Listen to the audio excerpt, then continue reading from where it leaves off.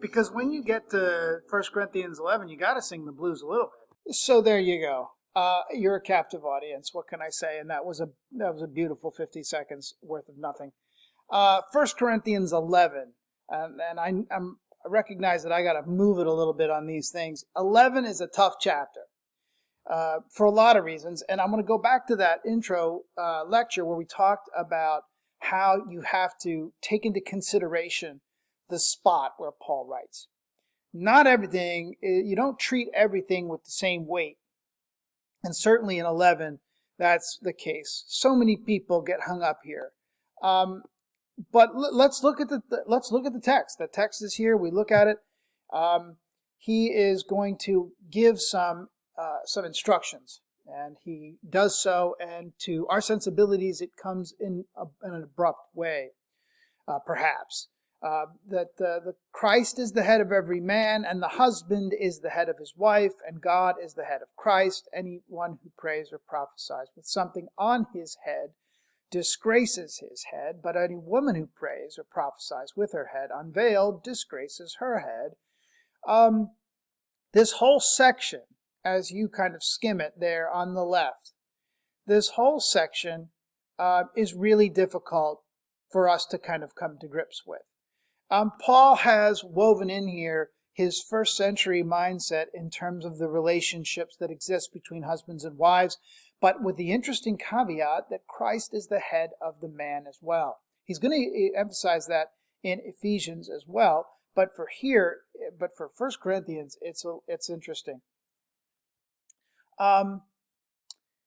What is Paul thinking in these verses, and how has this teaching been taken a little bit too far? Not a little bit, out of context. Remember that Corinth, it was a city that had 26 different temples, many of which had different understandings of female leadership and how that female leadership worked. In fact, there was a temple at the top of the Acro Corinth to a female goddess. And perhaps what Paul is trying to do here is he's trying to maintain the difference between Christianity on the one hand, and he probably didn't call it Christianity, but he probably called it the way, but the way of Christ. How is he going to differentiate the way of Christ from all the other temples and religious practices and cults? And this is where he wants to distinguish the attire and the way in which women and men work together. So look, this is not, in my view, this is not an all-time, this is not for all time and for everybody. This was for a specific time and for a specific group of people, even in Corinth. That said, when we move to verse 17, he is going to talk about the Lord's Supper. The Lord's Supper is, and what I love about this is he again mentions the divisions, and then he talks about the Lord's Supper and how they come to do it. I want to say that the Lord's Supper is a coming together like a dinner party for the faithful. And in that dinner party, in that potluck or whatever you call the communal meal, they've begun to divide and think some people get better seats than the other, more people eat than others. And but here is, so Paul again goes back to that, don't serve your self-interest. I love verse 22. What, you don't have homes to eat and drink in? You have to show contempt for the church and humiliate those with nothing. You see this ethos of sharing and getting rid of self-interest.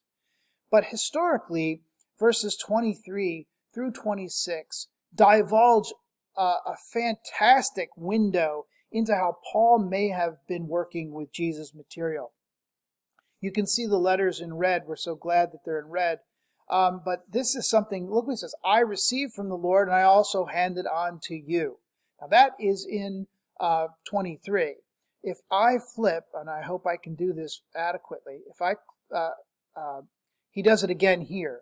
I would remind you, brothers and sisters, the good news that I proclaim to you, which you in turn received, which you stand, and that is, for I handed on to you as first importance what I in turn had received, that Christ died for our sins in accordance with the Scriptures. So Paul uses this handing on formula. At this point, I think I could talk about the apostolic tradition.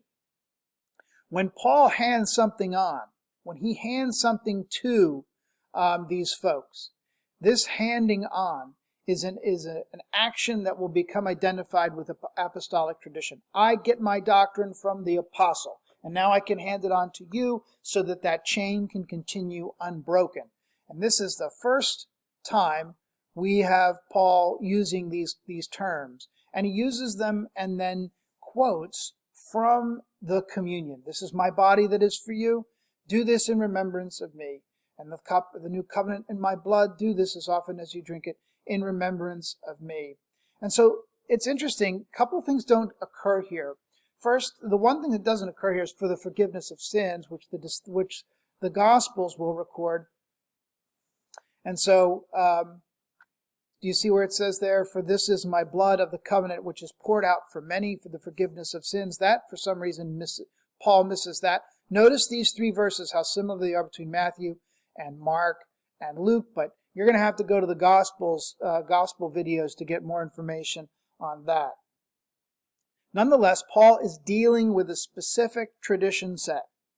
He works with this. I'd love for Paul to have more of the teachings of Jesus from the synoptics, from the Gospel of John, but unfortunately we don't get that.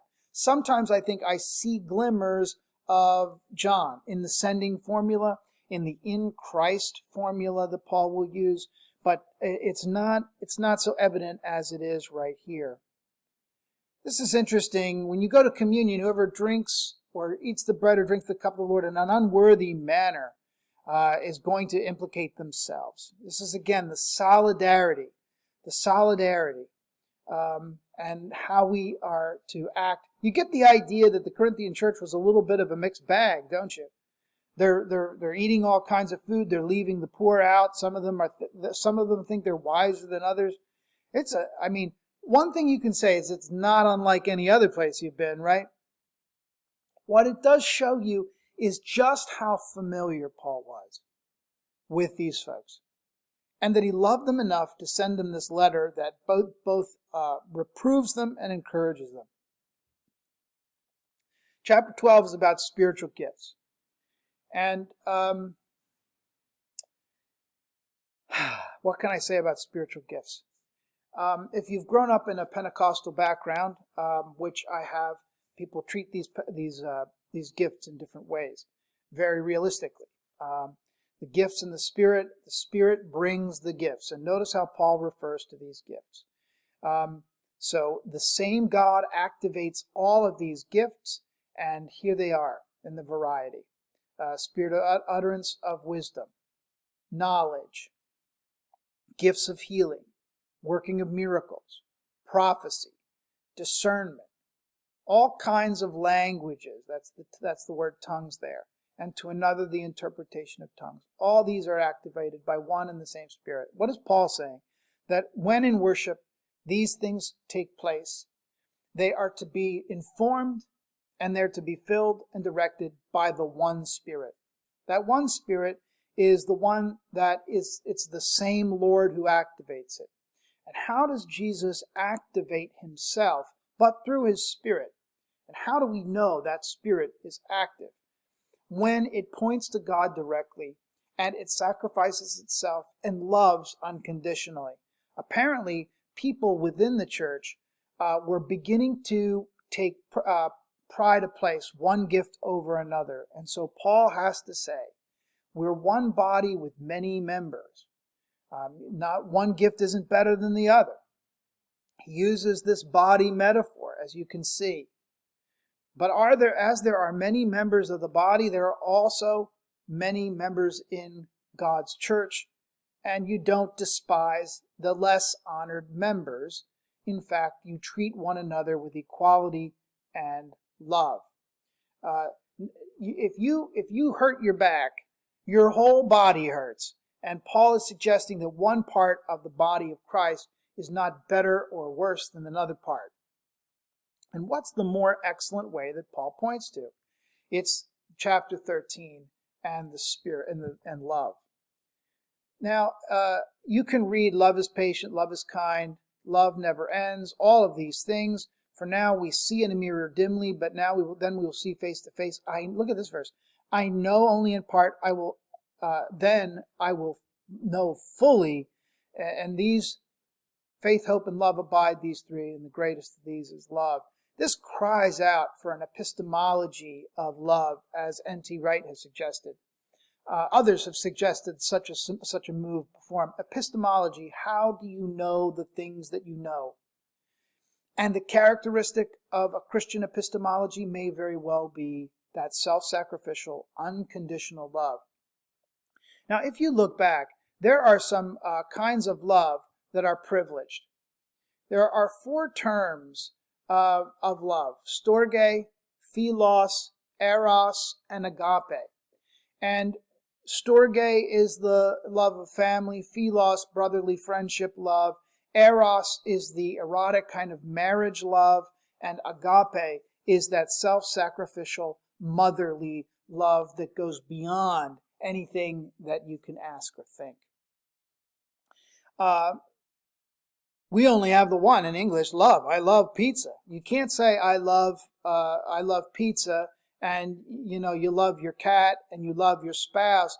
There are different degrees here, but in Greek you had at least 4 terms that you could use. Now, when the writers of the translators of the Hebrew Old Testament into the Greek, when those people were working on the Septuagint, the Greek translation of the Old Testament, they had to figure out what word would best translate the term hesed.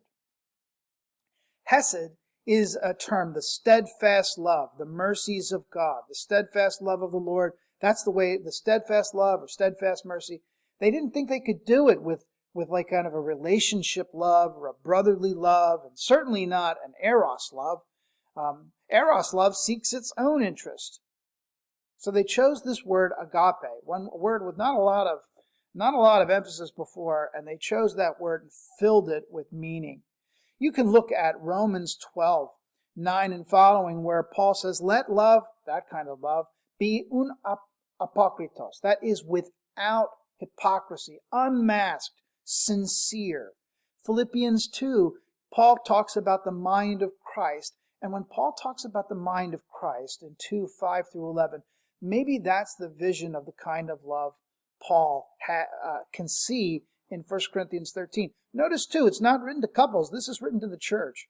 And the best picture of the church and the way the church works well for Paul is when we're loving one another self-sacrificially. Boy, do we need to hear that. How to give up something so that somebody else can get. In chapter 14, as we move through our text, we're going to do that pretty quick. Paul continues to advocate for them to pursue these spiritual gifts, and he talks about all of these situations in which to practically kind of work these things out. He talks about orderly worship. He talks about trying to get things together so that people can worship and not be confused. That's in chapter 14, and then chapter 15 is the resurrection chapter. I could do a whole 15 minutes in this chapter alone, but I want you to read that chapter, and the question is, what Paul's trying to do here is trying to support the idea that we all celebrate the resurrection of the dead because Jesus has been resurrected from the dead, and he draws it from the earliest Christian teaching. And so he talks about this, and you know what? I'm going to stop the video here, and then I'm going to pick up just a small section on 1 Corinthians 15.